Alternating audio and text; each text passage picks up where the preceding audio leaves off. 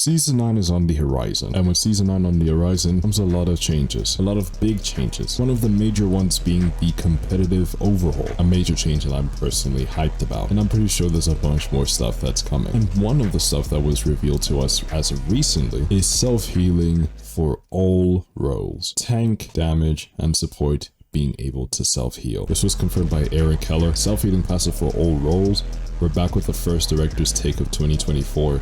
It's the first in a series going over our values and vision for the coming year. And there's a few juicy nuggets in it.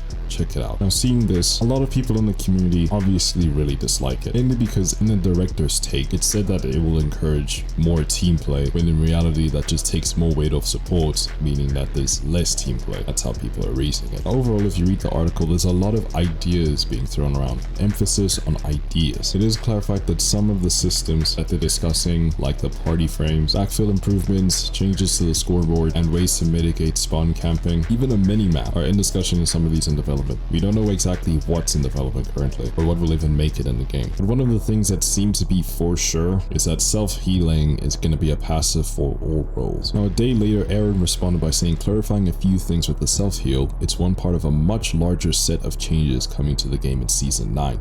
Internally, we're talking about and targeting some of these changes at damage spikeness in game, the role of DPS in securing kills, and the strength of healing. It was a mistake to talk about this lone change out of context, since it's a part of a much bigger set of coming changes to Season 9. Sorry for that, and look forward to more discussion around Season 9 balance changes when we drop more details. I mean, that's pretty much it. There's a lot of people who disagree with this change, and people who saw the post at face value and was like, damn, healing's just gonna get buffed and more overpowered. So on the day when Aaron posted this first part of the tweet saying that self-healing passive for all roles, I was like, okay, that's super interesting. Obviously, I knew that it was a piece to a much bigger puzzle, of course, like there's gonna be a dramatic amount of changes. If there's gonna be self-healing for all roles, then healing in general is gonna be nerfed 110%. There's just no way that they can include self-healing for all roles while leaving supports untouched in terms of healing. That's just impossible, or at least it's unwise balancing. So that's definitely something that I anticipate. And on top of that, I know that there's going to be a bunch more nerfs. People are obviously very worried about how, the self-heal for all roles is going to work for flankers like Sombra and for Tracer. And funny enough, this time around for,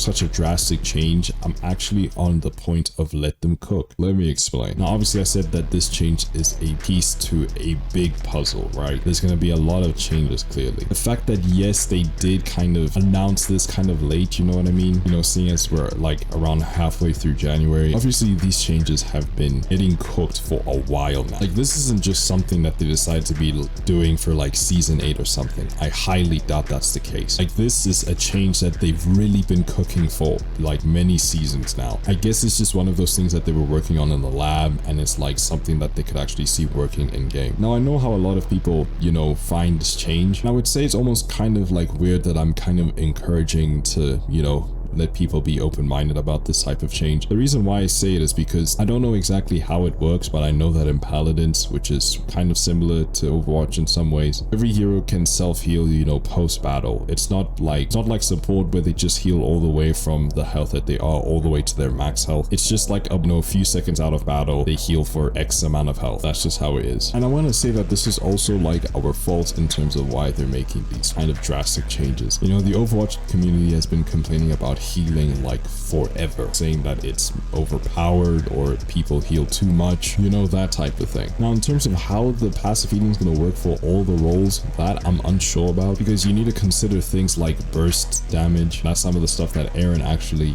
talks about in his next tweet. So like, if you get Helix rocketed, then what's going to happen then? Is the passive meant to kind of soften that damage? Like, how is it going to work? Yes, it's not the greatest idea, I'm not gonna lie, but at the end of the day, I think this is just one of the consequences of us complaining so much about an aspect of the game that really isn't a drastically huge issue, which is kind of a controversial take, I know, but this could be the change that could like satiate everyone. Effectively, to have less healing in the game, we give everyone a part of healing, which would be overall less healing, but it's still healing that, you know, fairly keeps people alive. Obviously, your supports are still crucial to the game. Like, self-heal's not gonna save you necessarily in a team fight if you're like 1v5ing or something, obviously. There's a part of me that, again, does have hope because Aaron, you know, clarifies that it's one part of a much larger set of changes coming to the game in Season 9. So I really am expecting for all supports to get nerfs for healing in general. Mercy's gonna get nerfed for healing, Yari, Anna, even Briggs gonna get hit hard. I don't know, just a lot of supports, possibly all of them. I think Zen won't really be touched because he doesn't really do a lot of healing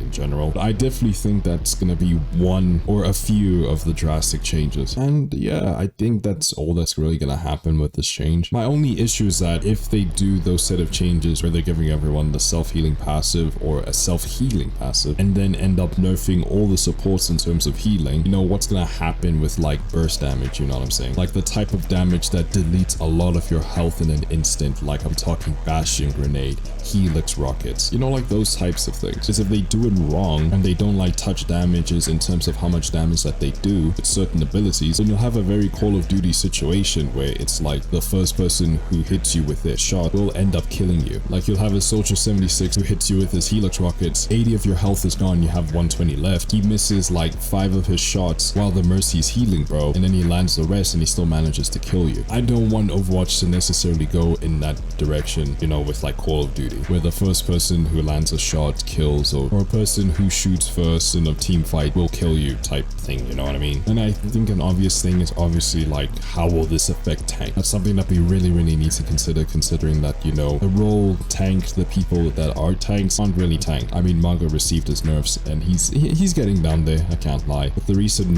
Maga nerfs, you know, he's definitely not as tanky as he was on release. And yeah, I think that's all I really have to say. Besides the self-healing, a lot of these other ideas, I think they're all okay. Map voting, I'm not really with it because obviously there's going to be people who are not going to play certain game modes, let's be real. That will just be the death of game modes in general. Minimap, I think it's really not needed. It's a cool thing to have. They could definitely implement it in like PvE, I would say, but not PvP. PvE team hotbar, I think that's definitely useful for supports. I don't think it hurts to have it as well, but I think that's just something that should be, you know, for supports. Help supports keep track of their teammates. And overall, I think it's a good change to have, you know, for supports, as a person who plays a lot of support. And anyways, yeah, I think that's all I have to say. So if you have enjoyed this video, then please do leave a like. That'd be greatly appreciated if you do want to, of course. And also, if you're going to check out my other videos or past streams or whatever the case may be, then please do subscribe. That'd be greatly appreciated if you do want to, of course. What did you think about what I said? Do you agree? Do you disagree? What do you think about this whole thing? Do you think that self-healing is the way? Do you think that Aaron and his team are cooking with the self-healing in terms of it being a piece to a much bigger puzzle? What's the weather currently? Anything that you have to say, you can tell me in the comments below and I'll acknowledge it. And you know what it is, guys.